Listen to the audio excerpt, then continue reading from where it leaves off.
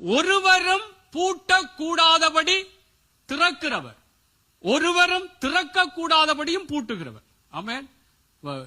நான் ஏதை கொண்டு வருகின்ற இந்த வார்த்தைய எந்த நிலைமையிலும் மனரம்யமாய் கர்த்தருக்குள்ளே இருக்க வேண்டும்.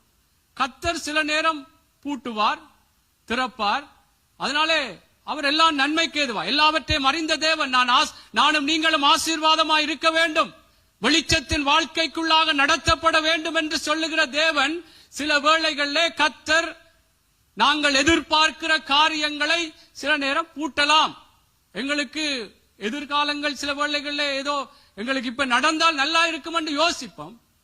ஆனால் தேவனுடைய பிள்ளைகளை எந்த நிலைமையிலும் கர்த்தருக்குள் மனரம்யமாக, மன நிறைவோடு, மன மகிழ்ச்சியோடு கர்த்தருடைய பிள்ளைகளை நாங்கள் இருக்க வேண்டும். இதுதான் வெளிச்சத்தின் வாழ்க்கை. ஆமென்.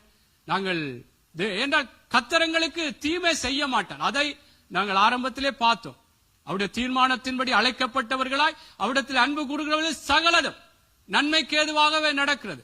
எங்களை குறித்து ஏதாவது பொய் குற்றச்சாட்டுகளோ பல காரியங்கள் துன்பங்கள் வந்தால் கூட அதுவும் நன்மைக்குத்தான்.